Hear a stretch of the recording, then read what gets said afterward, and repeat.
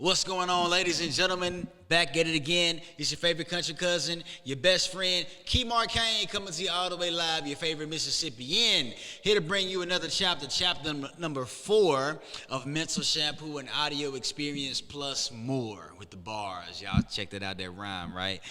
Anyway, thank y'all for tapping in for 3 chapters so far.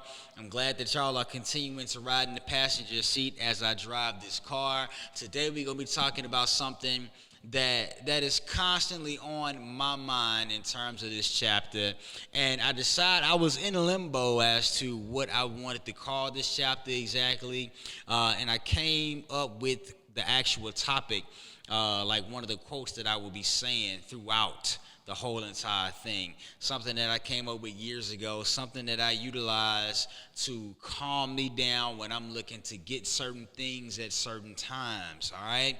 So today's chapter is going to be titled, If You Must Rush, Rush to be patient. All right, that's right. If you must rush to be patient. There's a reason why certain things aren't happening at the times that you would like for them to happen. All right, what does being patient actually mean? What is the definition of patience?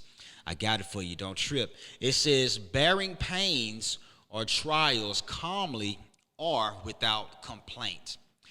And just reading that definition alone, it makes me not want to complain, for one, and secondly, right, handling it calmly. Like, how are you responding to it? How are you reacting to the things when you are not getting things at the time that you see fit, right? The Bible declares to not lean on your own understanding. There's a reason why you're not getting certain things, or you're not in certain places that you thought that you would be in certain time frames of your life.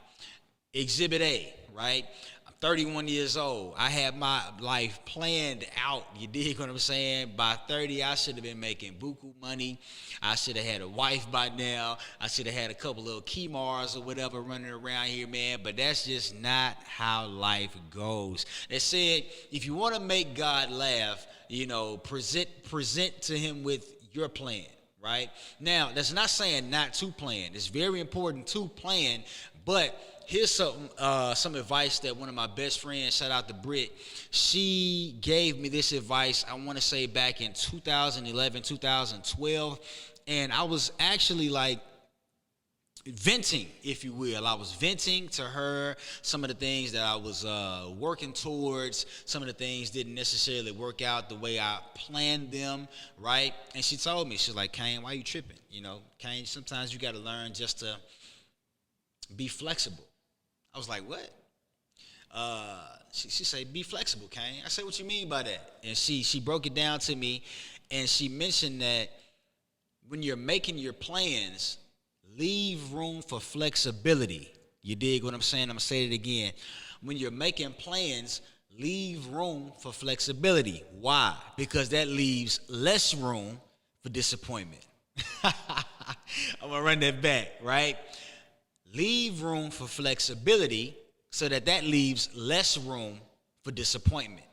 And that stuck with me all these years, man, from 2012 all the way up to 2021, almost 10 years strong, right? And so whenever I'm talking to somebody and they feel like certain things aren't happening, I always run back to that piece of advice that my homegirl gave me. Be flexible. I share that with them. Learn to be flexible. That way you're not stressing out over something that probably hasn't even manifested yet, right? So take a chill pill for real. Now, another piece of advice that I got, and I want to fast forward maybe into 2013, 2014, somewhere in there. Celebrity photographer, Jackson native, Will Sterling. I was heavy into photography, still am. It's more so of a hobby now, but I really got interested in photography probably around 2010 for real. I was gifted with a camera at my college graduation, Canon Rebel SL1. They say that's a nice starter camera, shoots well, so on and so forth. But I remember rapping with Big Bro, and I was, again, just like, yo, this should have happened by now. This, and this should have happened by now. I'm like at age 23, 24 years old, and bro took a pause from editing his photos. He said, look, man, he said, whatever you're doing, like, just be relentless. Like, I don't care what you're doing, bro. Like, be relentless. You know what I mean? Just whatever you do, pick it and just do it nonstop. Be consistent. Be constantly consistent. All right? That's the way I look at being relentless, being constantly consistent. Okay? There's a book called One Thing where you're supposed to pick one thing to go after, focus on that one thing, and then that will later help you to branch out into other things that you want to do. Everything comes back full circle. And I'm learning that in year 30 and year 31, even I want to say started in year 29, like everything that I wanted to like accomplish in my earlier years and that I didn't is coming back full circle. Like everything is going to come back around. It's just not in the time that you see fit, and that's okay. Would you rather be a frozen dinner being cooked in the microwave, or do you want to be that pot roast or that brisket in the crock pot that you cook overnight and you smelling them juices all throughout the night, right? I want to be in the crock pot. I want to make sure that everything is flavorful, that I'm good all the way around. Because here's the thing. We don't want microwave blessings. The heat don't last that long. We do not want microwave blessings, man. And be willing to take the stairs. Like, it makes your legs strong. Like, we want to get from the bottom floor to the top floor as fast as we possibly can. And only elevators and escalators can do that. Look, take the ladder. Take the stairs. You dig what I'm saying? There's strength and experience and life lessons within the process. Trust the process. I know that's a real popular thing that goes around now. Trust the process, but I have one even better for you. I want you to embrace the process. Like, embrace it. Bring it in. Let the process know, like, look, I understand you. I get that I'm not where I want to be right now, but I appreciate you because you're going to be the one to help me get there. You dig what I'm saying? Embrace. Trust it, but embrace it. Okay? Here's another thing, right? And I went through this without saying the actual Bible scripture that I wanted to share, but it's never too late, right? Proverbs chapter 15, verse 18. It reads that hot tempers cause arguments, but patience brings peace. Now, hot tempers, they cause arguments. It could be with different parties, or it could be with yourself. A lot of our talk, there's a reason why the Bible says to focus on things that are good. It's a reason why it says that love is kind. It's a reason why it talks about being patient, because a lot of the times with us dealing with the human experience, we have a lot of self-doubt. We have a lot of negative talk in our minds, right? We have a lot of negative things going on. It's because we can see with our naked eye, but a lot of us cannot see with our third eye. You dig what I'm saying? Like, the vision isn't quite there. It may be there, it may be blurry. You may need some focals. You know what I mean? You may need some lenses to help you see the thing. But you got to understand and know that what's important is when you can master the patience, that alone will be a story that you can tell to help resonate, to help other people resonate with what you got going on. That's when your team can come into play and all of those things. I kind of digressed a little bit, but that's okay. The hot tempers that I wanted to talk more about as well, though, it could be with individuals or it can be with ourselves, as I mentioned, but the patience brings the peace. It brings the peace within oneself. It can bring the peace within the parties that are involved also, right? And here's another thing. I told y'all I'll be sharing mental shampoo that I learned in my own life, as well as things that were shared with me. I'm sharing a lot of things that actually have been shared with me over the years, or I have heard over the years. While living in Atlanta, Georgia, I was a part of a book club called Define. okay? And we read different books monthly. We met weekly, and then we also had every week as well workout sessions. So we're building together, not only intellectually, but also physically, and all of that just brings a stronger bond with everyone just to hang out just off the strength, right? It was one young lady, fantastic artist. Shout out to her. Her name is Shalene. She'll be getting married soon, so congrats on your union. Super proud of you and the things that you've been doing and the art that you've been able to create and sell and just put out there into the world. But what Shalene said a time before, she shared some wisdom that her father shared with her. And she said that every pace is legal. We all know Nipsey Hussle talks about the marathon. We're marathoners. Like this, we can cross the finish line, but then we always know, or we can cross checkpoints. I'll say it like that. We can cross checkpoints, but we know that we still have to keep running in order to get to the finish line. Quite frankly, the finish line would be death in this instance, in this example, right? You want to just keep running though, and every pace is legal. That's what she said. She said that every pace is legal. You don't have to run as fast as the person that's next to you. You don't have to run trying to keep up with the person that's beside you, making sure that y'all going the same speed. You don't have to worry about how slow you going, man. Just keep putting one foot in front of the other and you'll be okay. Just keep putting one foot in front of the other and you'll be fine. You will get to the place that is for you. Because I know y'all heard this saying too. What's for you is for you. You know what I mean? Can't nobody take it away from you, and if they can take it, apparently it wasn't yours.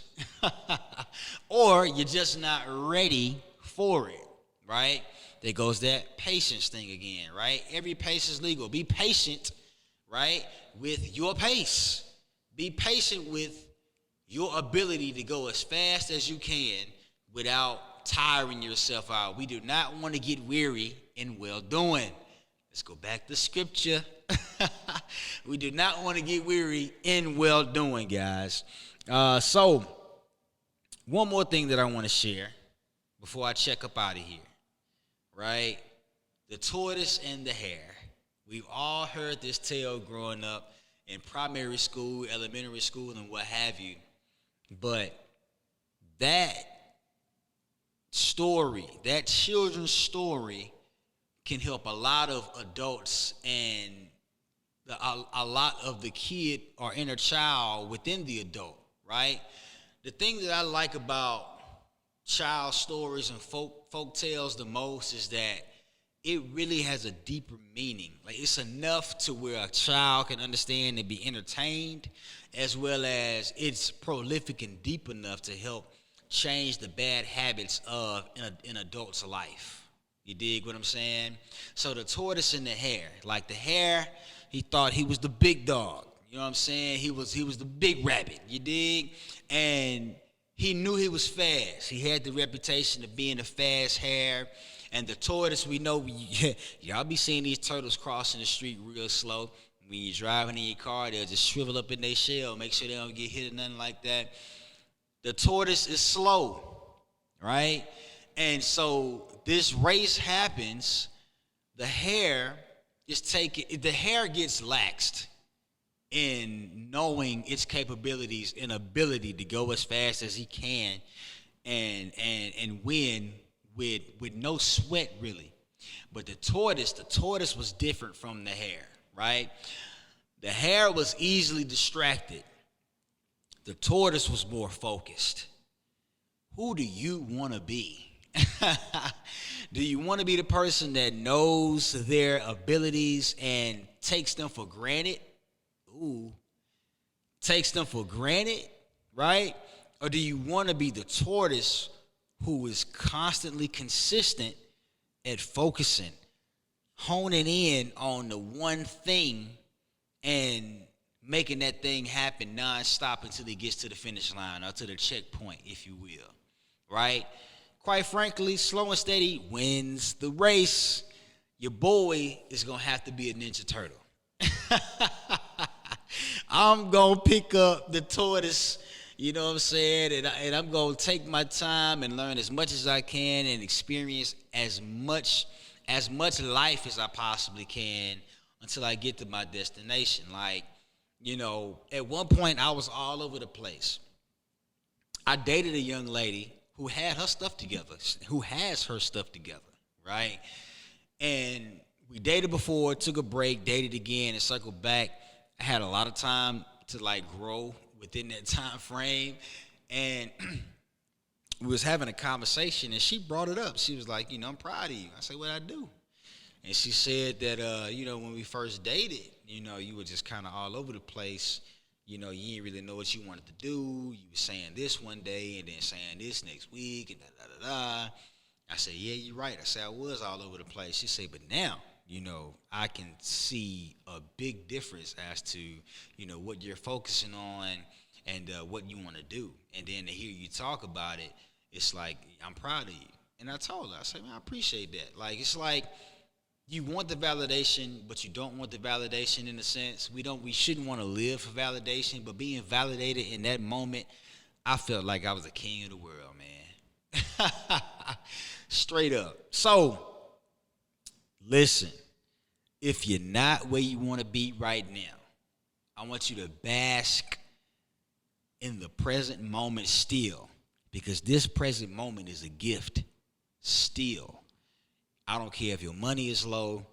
I don't care if you're sleeping in your car. I don't care if you haven't ate today. And these are things I experienced, quite frankly. You know what I'm saying? I don't care if you're wearing hand-me-downs. Whatever the case may be, man, you're not far from what you want to be close to, okay? You are not far from what you want to be close to. The only thing I want you to do and what you need to do is be focused like the tortoise and just keep going. Every pace is legal. Every pace is legal. Every pace is legal. Do not worry about your speed. I don't know if you all remember the Olympics when the swimmer was going against Michael Phelps, and Buddy had looked over at Phelps and saw Phelps was getting it in. You know what I'm saying? Buddy lost because he took his eyes off the goal. He focused on the next man. Don't focus on nobody else. You put your blinders on, okay? To where you can only see yourself. You can't see the competition. You are your only competition. And just be mindful of the process. It's going to teach you things. Hug it, embrace it, trust it, love on it, okay? And again, no microwave blessings, because the heat does not last as long. Put me in the crock pot, baby. You dig what I'm saying? Last but not least, go forward. I talked about my Uncle Charlie on the No Cap chapter. Use your head for more than just a hat rack. Something else that he said, whenever I would share an idea or an endeavor that I'm looking to commence, he would always look at me with a straight face, dead in the eye. He'll say, go for it, nephew. Go for it. I'm going to tell you, man, in the midst of all of being patient and everything else, if you are stopping yourself right now, stop hindering yourself. No more glass ceilings. No more. All right? Go for it, man. That's all I got for you today. It's Key Marcane coming to you all the way live, your favorite country cousin, your favorite Mississippian, and your best friend. And you have just tuned in to Chapter 4. If you must rush, rush to be patient. Chapter 4 of Mental Shampoo, an audio experience plus more. See y'all in Chapter 5, going all the way live. Love.